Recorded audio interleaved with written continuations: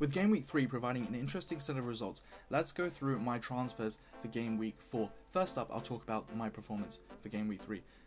First up, 59 points, putting me at a rank of just under 100,000, which is pretty good, 98,106. It's got me a total of 222 points thus far.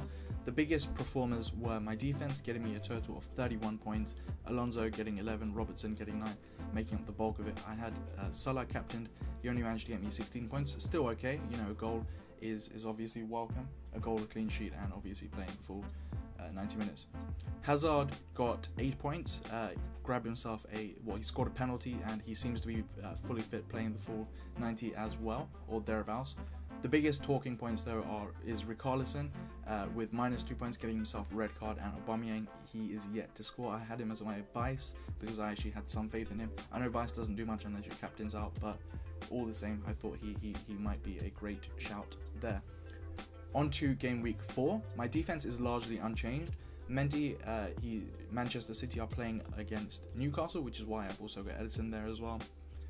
They're great shouts because I think in this game Newcastle will be looking to shut up shop. They'll be parking the bus from minute 1, and I don't think they'll be providing much attacking threat to Man City. Man City, on the other hand, are going to be going absolutely hardcore. They drew against Wolves over last weekend, 1-1, and I think they want to get back in the rhythm of things. They want to start pushing, pushing harder for the title, and obviously showing people that they're a force to be reckoned with. So I think because of that, Aguero will be scoring a few, Mendy will be pushing up, he might get himself a few assists, plus the clean sheet. It seems inevitable that he's not going to get points. Alonso against Bournemouth, it's a very tricky fixture because you don't know which way it will swing. Obviously, I think Chelsea will win, but will Bournemouth score a few? Will Alonso lose his clean sheet? It's yet to be seen. Robertson, however, I don't think he will maintain a clean sheet. Leicester have looked somewhat sharp this season. Their opening game against Manchester United proved that they do have the kind of caliber to go up against the bigger teams. Obviously, United having their problems at the moment, but still, it shows that they've got the mindset to keep going, even if it is against a top 6 team. However, Robertson, the reason I've got him over Alexander-Arnold, and the reason I've taken Alexander-Arnold off onto the bench is because Robertson does just seem to provide a more attacking threat. The midfield, Eden Hazard, I've got him as my vice. Very tempted to captain him because he does have a great record against Bournemouth. 5 goals in 5 games. Very, very sharp there. At the very least, I think you can expect an assist or 2 from him.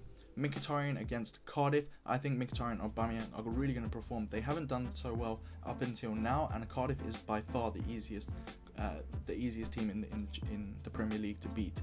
And I think this is where they'll start kicking off.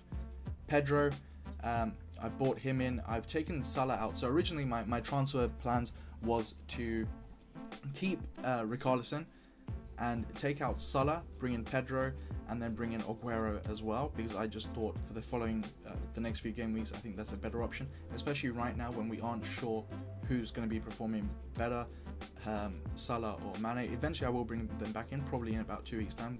Salah or Mane, one of them will come back in. But for right now, I've got Pedro because I think he's a great shout against Bournemouth. If he starts over Willian, looking at his form, it does seem quite likely that he will. Walcott is the like-for-like replacement for Richarlison. Because of this, I did take a massive 8-point hit because Richarlison went out. I was willing to take a 4-point hit to bring in Aguero and Pedro, but Walcott, I kind of have to have him in. I could have used Alexander-Arnold, I could have started him and had Richarlison on the bench, but I think Walcott's going to be performing, and I think he'll make up the point difference anyway.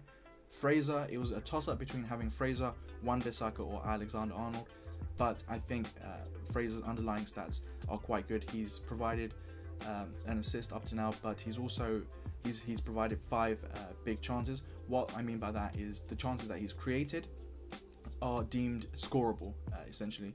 So if he had slightly better strikers up front or slightly more informed strikers, then he could have got a potential of 5 extra assists.